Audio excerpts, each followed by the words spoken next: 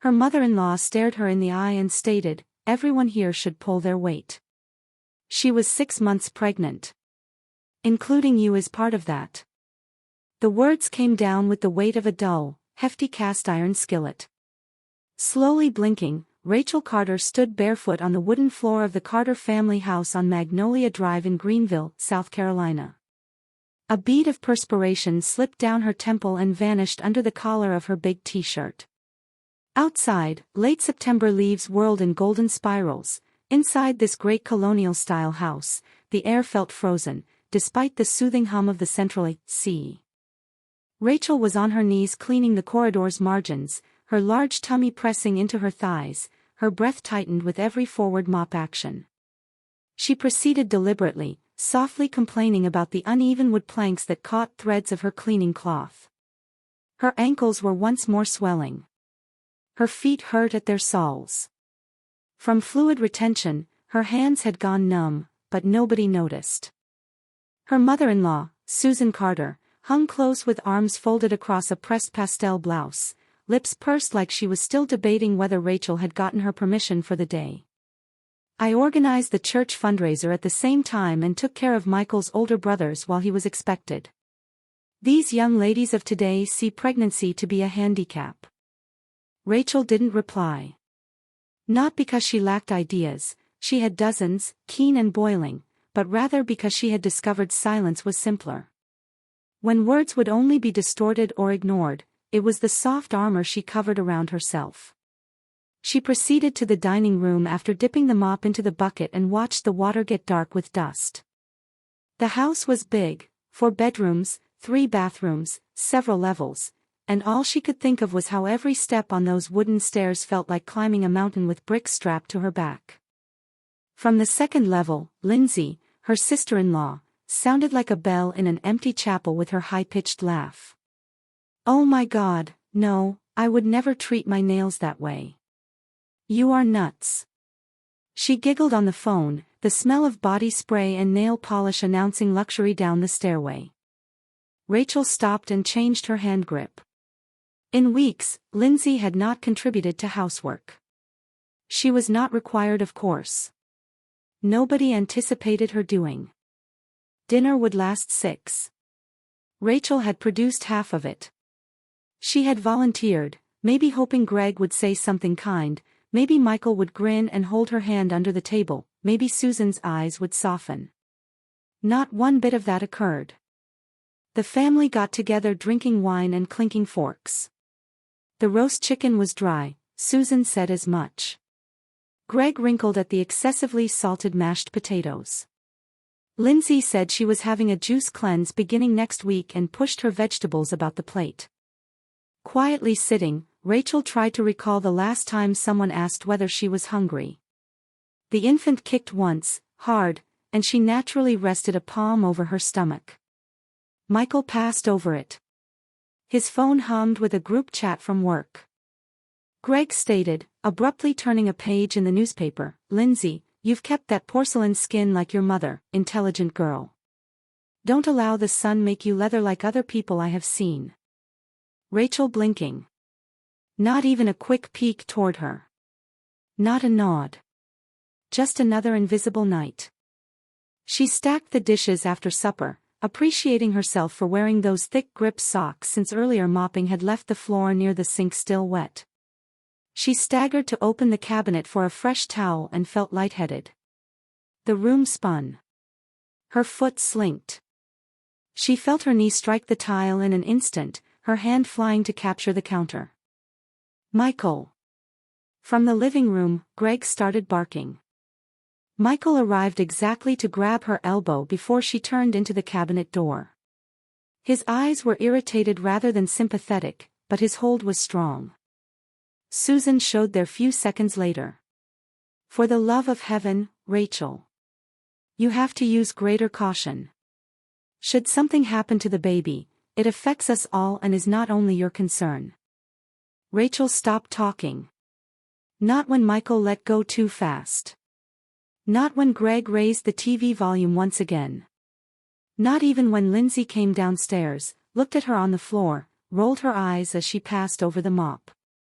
Rather, she stood gently, pressing a palm to her tummy, then went to the sink. She turned on the water, which steamy was. Her shaky fingers vanished beneath the burning flow. Her knuckles darkened. She held a somewhat crumbled sponge. If her own mother saw her now, she wondered what she would say. Usually something squishy. Perhaps something intense. Her mother was not here, though. Rachel had decided to be here instead, to follow Michael, to try and blend in, to be accepted, with his family. Rachel curled on her left side that evening, holding her maternity cushion as though it were a lifeline as the house grew quiet and the moon created frigid rectangles of light over the carpet. Michael lay next to her, back turned, snoring just softly. Once more buzz came from his phone. She refrained from crying. Only questions remained to push out, not tears. Why not one person volunteered to assist? Michael said nothing when she almost fell. Why? Why did those claiming to be loved family treat her as though she were simply furniture? Her gaze turned to the bedside wedding picture. She could still clearly recall that day, the warm weather, the music, the joy. She recalled thinking, not only by law but also by love, that this family would be hers. How simplistic. She rested her palm on her belly as the infant moved inside her. She said, "I've got you," softly. Stillness. Tick is the word. Tick instead. Tick-wise. Not a comfort, the antique clock on the wall tracked time like a sentence. She tuned into its rhythm until it merged with her own pulse. "If this is family," she remarked aloud, voice gentle but firm, "then why do I feel so alone?" Knowing sleep would not be easy, she closed her eyes. But she had changed in some way. A gentle awareness. A germination of transformation. Something little yet alive. Bundled in a blanket, she walked her newborn across town only to discover the house empty, and a message saying, "We're at the resort. Check the rain." Most of the evening the infant had wailed. Rachel had slept for 40 minutes or less at once. Her world had turned to a fog of survival between the colic, the cluster feeding, and the never-ending diaper changes. Still, Saturday morning arrived with a newly acquired resolve. Susan had asked, or more rather, declared, "You have to bring the baby once a week. Families do this." No offer to assist was made. No recognition of Rachel's tiredness, only the expectation that she would carry out her duties as usual, quietly, correctly, without complaint. She piled blankets over her little frame and fastened her daughter into the car seat. The infant's eyes wide with the sheer freshness of life, her skin was still delicate and pink. Rachel looked one more at the apartment she currently called home. Though it was little, a one-bedroom close to Cleveland Park, it was hers. The sounds of tranquility and of self-made freedom were the soft hum of the space heater and the soft creak of the wooden floor. But this was not her time today. Today was my day of service. As she hauled the diaper bag, car seat, and thermos of homemade soup out the door, the Uber driver seemed dubious. "Sure you are fine with all that?" he inquired. She just gave a weak smile. Simply another Saturday. A little drizzle had started by the time they got to the Carter house. She reached for the gate with one arm perched on the baby's carrier. Her fingertips lacked sensation. The house remained silent with black windows. Not even breakfast smells, not even activity behind the curtains. She rang the bell. Not responding. She sounded once more. 0. 1 received a text. From Michael. "I'm sorry, did you get Mom's note? This morning they headed for the resort. Day of family celebration. You knew, I thought." Her chest grew constricted. She checked her voicemail. That was where it was. Susan sent a breezy, airy note. "Hey, Rachel, we decided to head to Hilton Head somewhat early. There was minimal traffic. Would you kindly let us skip today? Have fun this weekend. Rachel fixed her gaze on the TV, her throat seizing. The infant moved and softly cried. Blinking against the cold mist developing on her lashes, Rachel rocked the carrier lightly. Her coat hem hung to her shins while her boots were soaking through. Nobody had mentioned it to her. Nobody had considered her sufficient importance for a statement. She pulled out her phone once again after settling on the front step, hiding the infant under her coat. There are no missed calls. Not even one book. Just one voicemail, exactly. Like a secondary consideration. She was ready to yell. Nobody was there to hear it, though. She stood instead. Slowly. Gently. From squatting, her knees hurt, from a week of alone lifting, her back screamed. She made the closest urgent care call. Her daughter had been having runny diapers all night. Should it go on, the nurse advised, you will have to bring her in. We will stay open for 4 more hours. She so did. Walking 2 blocks to the bus station, she covered her infant with her coat to keep from the rain. The blanket slid from the carrier as the wind gathered. Her heart hammering, she caught it midair. The nurse behind the counter at the clinic raised worried questions. You arrived alone? She asked softly. She nodded. Where's the man? Rachel started to open her mouth but no words emerged. But a thin, broken quiet. He's in the office. It was not precisely a falsehood. He was always working, that is, saying he was. They brought the infant in for a short visit. Not that significant, just a minor illness. But the entire time Rachel's heart hammered frantically. Every cough, every moan, seemed like a warning bell. They later handed her a brochure and some newborn electrolyte solution. Make sure you get some rest too, Mom, the nurse added gently. Rest is what it means. As though that still applied today. She exited the clinic, one hand on the carrier and the other clutching a meal she had grabbed from a vending machine. It was cool and damp. She ate it outside under the clinic awning while the infant slept, pink from sobbing on her cheeks. Every taste sensation felt like cardboard. She hadn't eaten since 4 a.m., though, and hunger was no more a sensation, rather, a function. Back at her apartment, that evening she swaddled her carefully, covered her daughter in fresh clothes, and softly sung to calm her. At last the infant floated off. Still in her coat, Rachel sat at the edge of the bed with damp hair and fingers loosely curled around the unopened baby Tylenol bottle. Startled by a knock on the door. Past 10 is what it was. She turned to glance through the peephole. None specifically. Just the quiet of the rain. She turned, headed to her little kitchenette, and filled a glass with water. Her phone started buzzing once more. Michael was the one this time.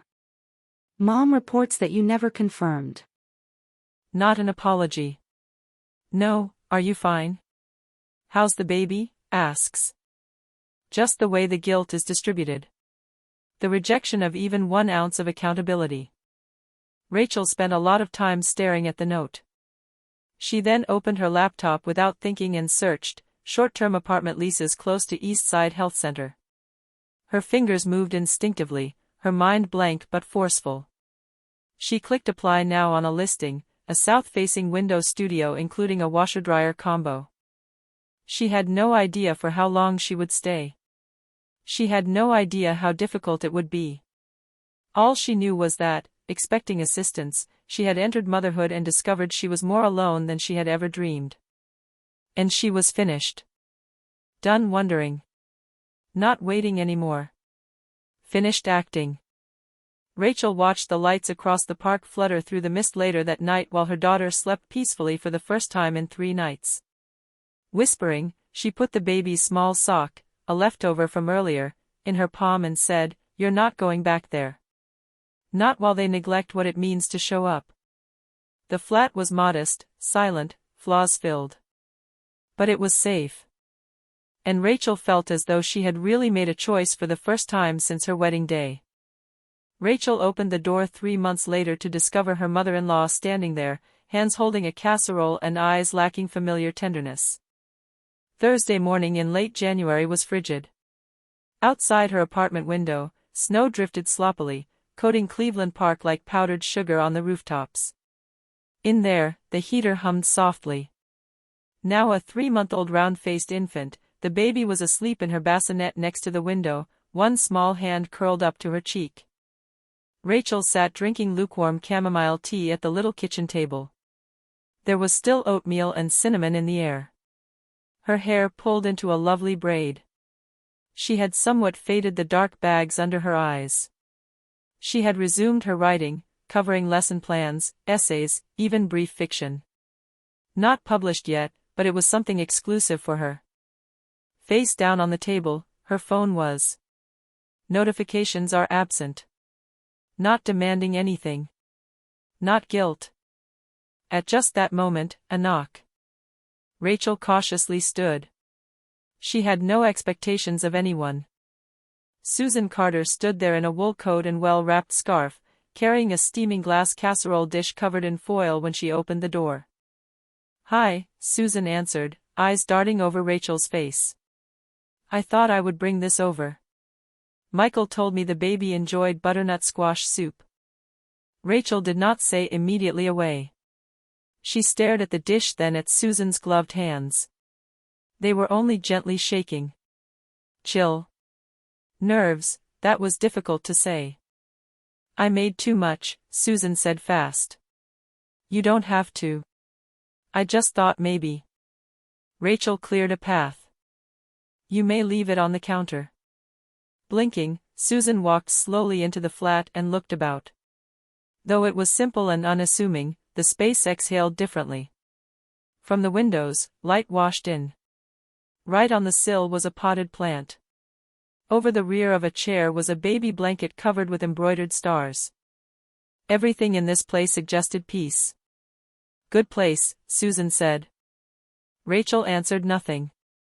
She laid the dish down, looked once at the sleeping infant, and remarked gently, "She's got so big." Rachel nodded. "She owns." The room went silent in odd fashion. Susan seemed as though she may say more. Her lips parted, then closed once again. Her gaze dropped to the floor, then returned to Rachel. "You did not reply to my email. I decided I would just drop over." "I seen it," Rachel remarked, voice steady. Susan bit back. "Michael, he told me you weren't ready to talk." Rachel slanted herself against the counter. Her posture was not aggressive, yet it was also closed. "I'm not sure there is anything to talk about," she added. "Everything was previously said, just not out loud." Susan moaned a little. "I was not trying to hurt you." Rachel nodded. "No. You were trying to rein in me. There is variation." The infant turned around. Both women turned to the sound, but she relaxed once more with calm, regular breathing. The glass of Susan's eyes glazed. She opened her mouth once more, then Rachel cut in, softly but firmly. "I know you believe I overreacted. I was oversensitive. But Susan, you must grasp something." She stammered. "I carried that infant alone, brought her home, fed her, cleaned her, eased her fevers alone. Still, I was supposed to arrive. Not just display but also perform. Be kind. Ask thanks. Speak softly." Susan lowered her gaze. "I didn't decide to vanish," Rachel said. "You erased me. Every time you demanded instead of offered an offer. Michael stood still next to you every time. Every time you said the baby belonged to you, but I was simply the package." Still quiet once more. A quiet marked with great painful weight. "I came here not to fight," Susan said softly. Rachel said, "I asked you not to come at all." She then softened, "Barely at all. But I really enjoy the soup." Susan's shoulders slumped and a slow exhaled from her lips. "I suppose I deserved that." Rachel opened the front door after strolling to it. The lesson was rather apparent. Susan turned and hesitated. "Tell me whether she needs anything, will you?" Rachel said, "I'll let you know, if I need anything. And I will decide what that is." Susan nodded silently slowly. "Fair enough." Then she vanished down the stairway without another word, frigid. Quietly closing the door was Rachel. She paused there, her fingers still on the knob, her heart not racing but conscious. She was not furious. Not anymore. Just weary. Lucid. Michael paid a call later that evening. She skipped the response. Rather, he sent a message. "Mom claimed to have stopped by. I hoped it went smoothly. Could we perhaps discuss at some time? I am absent." Rachel twice read the message before setting the phone screen down next to her tea.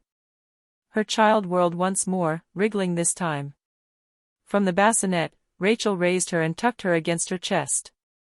What counted were the warmth, the lavender baby lotion's aroma, the little heartbeat. She bounced lightly on her heels and moved softly across the room, murmuring tiny nothings. On the counter, uneatable, the casserole sat. She planned to have it tomorrow. Certainly. Not, though, because it put things right. Since she no longer lived in response to them. She had created something entirely unique but whole. And whatever she let back into her life had to merit to be there from now on. Rachel gazed down at her daughter and grinned as snow piled outside silently covered everything. "We are doing exactly fine."